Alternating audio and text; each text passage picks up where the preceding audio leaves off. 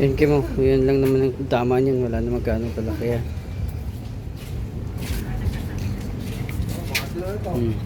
Alas 3 pa eh.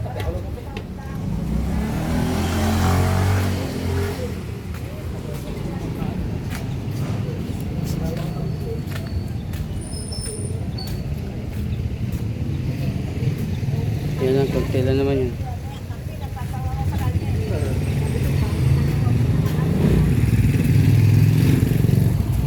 Tapos yung sa ilalim. Hindi naman halata yung sa ilalim.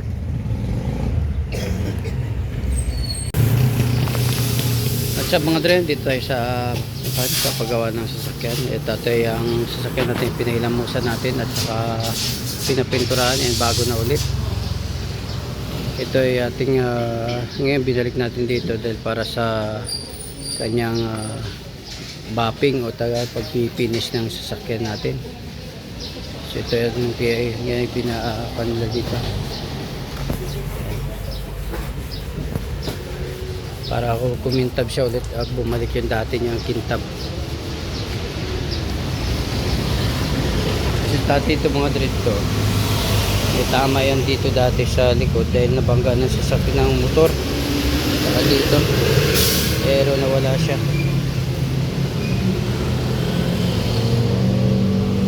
Yan ang ating sasakyan. So, dati medyo malabo yung yan, medyo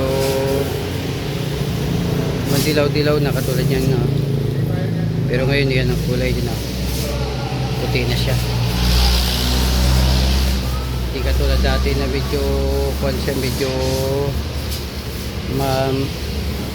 dirty white siya pero may white na siya talaga siya kulay. So pipinturan lahat niya para kuminis siya at kumintab. Dito tayo sa San Mateo. Shop na ito kasi along the highway lang yun. So ito dito, ayan. Ayan dun.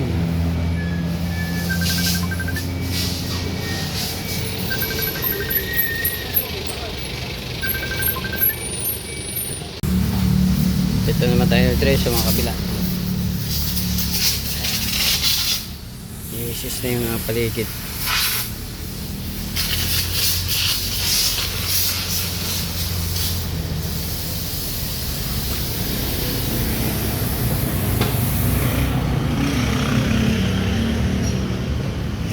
Bumalik kasi tayo sa dati, parang bago na ulit. Pinailamusan kasi natin yung mga yung mga tama-tama dyan sa may harap, sa ilalim, sa mga food, umiitim na yan. Tapos yun doon sa pinakagilid, dyan tama yan, maraming bangga-bangga dyan ng mga motor. Tsaka yung bangga ng kotse, yan, puro bangga na yan dyan. Tapos yung ilalim, nagagater minsan sa ilalim.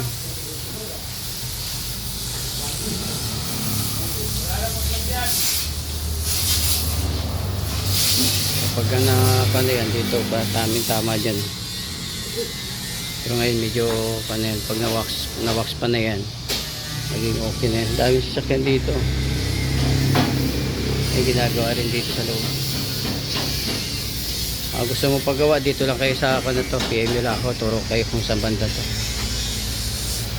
Pinipinturahan na tsaka minamasilya yung mga dapat masilyahin, yung mga yuyupi, yung mga tama-tama, yung mga kunting bangga-bangga tulad nun.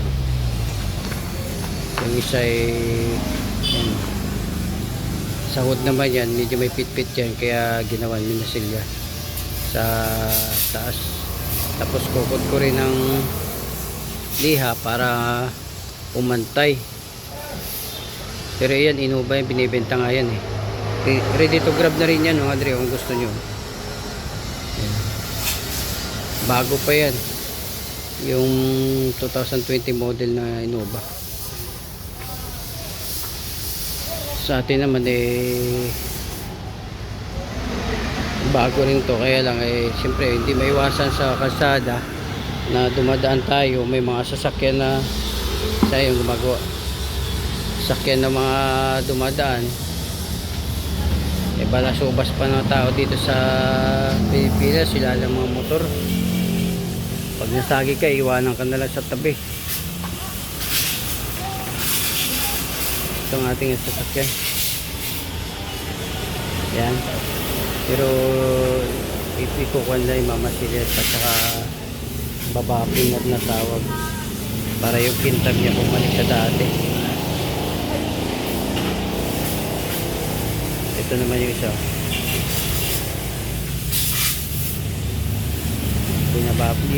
Minamasilya niya para yung masilya pumantay at saka maging makinis.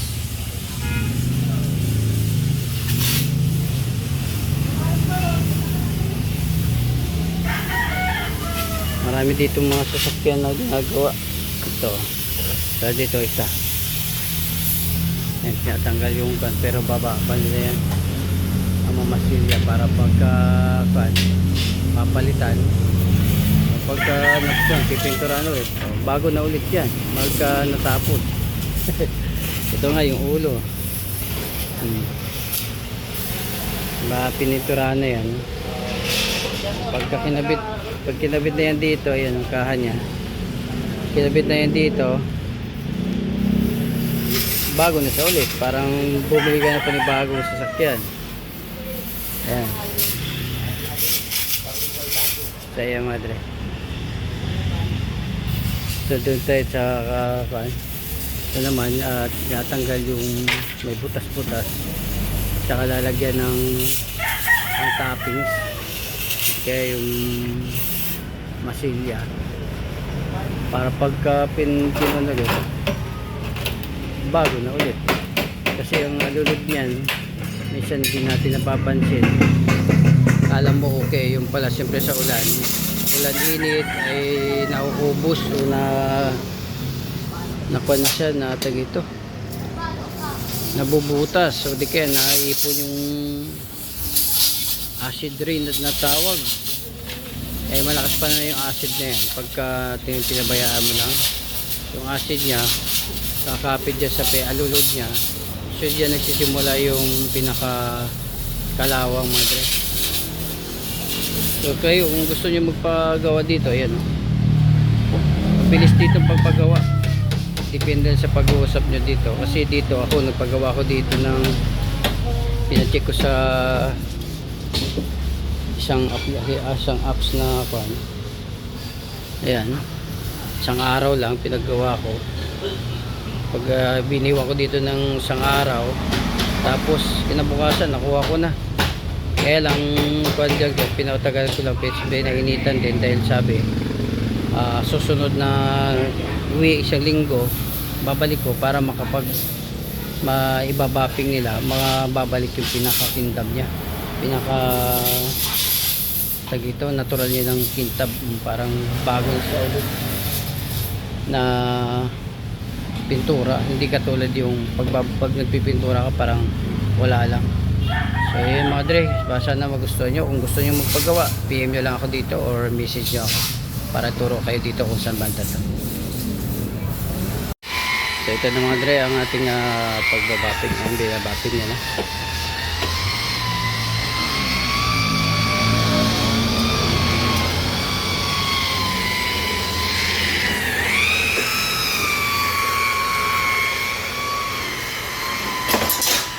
Yan siya. Yan, nakikita natin ang kunting kintab ng mga dre ang ating pagbabaping. So ikutin nga yung buo lahat yan para mabalik sa dati yung kintab niya. Diyan pa lang siya sa kabila, dito sa kabila wala pa. Yan. Medyo hindi pa siya makintab yan. So pagka natapos siya mamaya, balik ulit siya sa alindog niya, parang dalaga na ulit or di ka dalang-dala na. Saya madre. Okay guys, tingnan nyo guys, yan ang yung pinaka-final niya, bumalik sa dati sa kintab yan. Ating sasakyan ay naging bago na ulit.